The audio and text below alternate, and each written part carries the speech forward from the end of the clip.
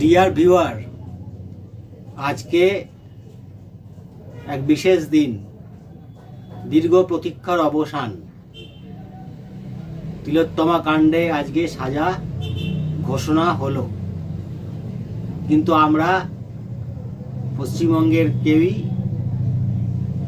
এই রায়ে খুশি নই। কেননা আমরা সকলেই আশা করেছিলাম যে সর্বোচ্চ শাস্তি দেওয়া হবে সঞ্জয় রায়কে, কিন্তু দেখা গেল তাকে দেওয়া হলো যাবজ্জীবন কারাদণ্ড। বিরল থেকে বিরলতম ঘটনা, এরকম বিরলের মধ্যে বিরলতম ঘটনাতে সকলেরই আশা আকাঙ্ক্ষা ছিল যে তাকে মৃত্যুদণ্ড দেওয়া হবে। কেননা এই জঘন্যতম ঘটনা এবং পরবর্তীতে যে তীব্র আন্দোলন, এরকম অভূতপূর্ব এবং স্বতঃস্ফূর্ত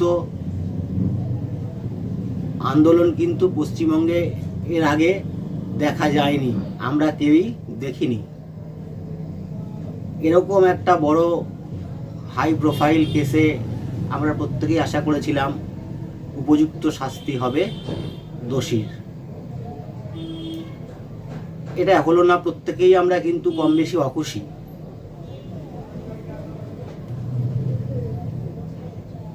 কিন্তু আরেক দিক থেকে দেখতে গেলে যে সঞ্জয় রায় ছাড়াও আর যারা প্রত্যক্ষ না হোক পরোক্ষভাবে দোষী, তাদের নাম যদি কোনোভাবে এখন সামনে আসে, তদন্ত এবং বিচারের একটা পার্ট শেষ হলো, কিন্তু আরেকটি পার্ট অর্থাৎ পরোক্ষভাবে কারা যুক্ত সেই তদন্ত এখনো চলছে এবং চলবে। সঞ্জয় রায়ের ফাঁসি হয়ে গেলে সেই তদন্তর কিন্তু একটু গতিটা কমে যেত বা অতটা আর গুরুত্ব পেত না। কিন্তু সঞ্জয় রায়ের ফাঁসি না হওয়ার ফলে আরেক যে তদন্ত অর্থাৎ পরোক্ষভাবে কারা যুক্ত সেই তদন্ত কিন্তু যথোপযুক্তভাবে চলবে এই আশা করা যায়। এবং এতে যারা পরোক্ষভাবে যুক্ত তারা কিন্তু অনেক চাপের মধ্যে চলে গেল, এবং একদিক দিয়ে যেরকম খারাপ হলো আরেক দিক দিয়ে ভালো হলো। সরকারের একটা চাহিদা ছিল যে তারা তাড়াহুড়ো করে যে কোনোভাবেও সঞ্জয় রায়ের ফাঁসিটা হয়ে যাক, তাহলেই আন্দোলনের তীব্রতা অনেকটা কমে যাবে, মানুষ এটাকে হয়তো ধীরে ধীরে ভুলে যাবে। ফাঁসি হওয়া তো অবশ্যই উচিত সঞ্জয় রায়ের, কিন্তু আর যারা যুক্ত পরোক্ষভাবে তারাও যাতে শাস্তি পায়। এবং এই ফাঁসি না হওয়ার ফলে তাদের কিন্তু রাতের ঘুম অনেকের উড়ে গেল এবং সরকারও অনেক চাপে পড়ে গেল। সরকার মানে আমাদের বাংলার সরকার চাইছিল তাড়াতাড়ি করে যাতে বিচারের একটা পার্ট শেষ হয়ে যায়। তার ফলে তারা এই আন্দোলনের এই যে ব্যাপক আন্দোলনের মধ্যে তারা যে দিশাহারা অবস্থা হয়ে গেছিল, সেখান থেকে তারা কিছুটা মুক্তি পাবে। কিন্তু এখন দেখা গেল সরকারের সেই রাস্তাটা বন্ধ হয়ে গেল। এখন আমাদের প্রত্যেকেরই অপেক্ষা ছাড়া আর কিছু করণীয় নেই। তদন্তকারী সংস্থা অর্থাৎ সিবিআই তারা কিন্তু এতদিন সময় পাওয়ার পরেও তাদের থেকে যা প্রত্যাশা ছিল আমাদের যে তারা সব দিকটা সামনে আনবে, আরও যারা দোষী তাদেরকে ধরতে পারবে, তাদের বিরুদ্ধে তথ্য প্রমাণ সংগ্রহ করতে পারবে। সেই কাজে কিন্তু তারা এখনো পর্যন্ত সেরকম সফল নয়, এবং আমরা প্রত্যেকেই খুবই ডিসঅ্যাপয়েন্টেড এই ব্যাপারে। এখন আমাদের অপেক্ষা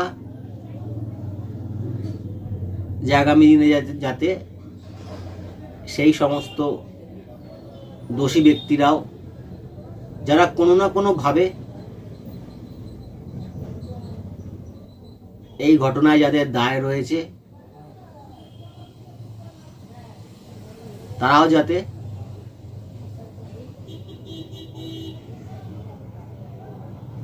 শাস্তি পায় এবং তিলোত্তমার আত্মা যাতে শান্তি পায়।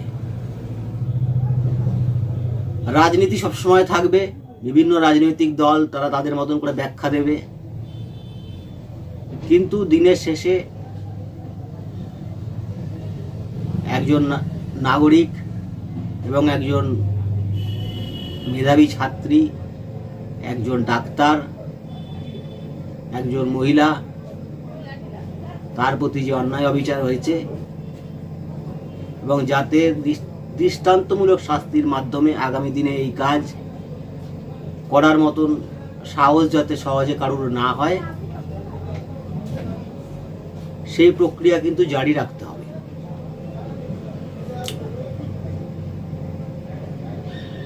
প্রত্যেকেরই কিছু মতামত থাকে, কিভাবে কি হলে ভালো হতো। বিভিন্ন সংগঠন, ডাক্তারদের বিভিন্ন সংগঠন তারাও তাদের মতামত দিচ্ছে, বিভিন্ন নাগরিক সংগঠন তারা তাদের মতামত দিচ্ছে, বিভিন্ন রাজনৈতিক দল তারা তাদের মতন করে ব্যাখ্যা দিচ্ছে। তিলোত্তমার মা বাবাও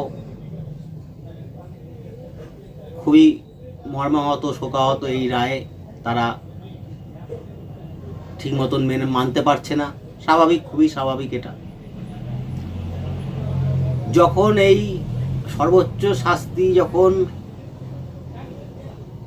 হলো না, তখন এটা অন্তত অ্যাটলিস্ট আমাদের এনশিওর করা দরকার যাতে অন্যান্য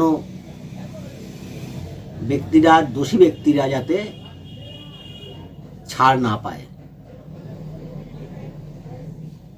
এবং এতে সঞ্জয় রায়ের ফাঁসি না হওয়াতে যাদের সামান্য হলেও দোষ রয়েছে এই বিষয়ে, তারা কিন্তু খুব চাপে পড়ে গেছে, খুব টেনশনের মধ্যে রয়ে গেছে। কেননা কখন কি উঠে আসে তদন্তের মাধ্যমে কেউ জানে না।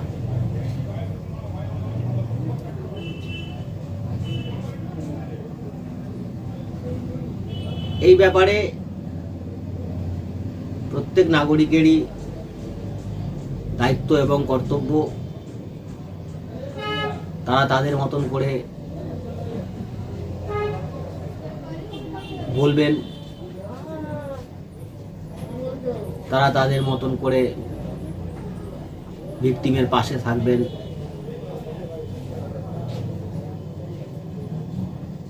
এবং পশ্চিমবঙ্গে বিশেষ করে যে আইন শৃঙ্খলার অবনতি, সেইটার বিরুদ্ধে রুখে দাঁড়াবেন, যাতে প্রত্যেকেই নিরাপদভাবে জীবনযাপন করতে পারে। এটা আমরা সকলেই কম বেশি দেখছি যে সাম্প্রতিককালে পশ্চিমবঙ্গের আইন শৃঙ্খলা পরিস্থিতি খুব একটা ভালো জায়গায় নেই। অনেক ইমপ্রুভমেন্ট করার দরকার, যাতে মানুষ নিরাপদ বোধ করেন।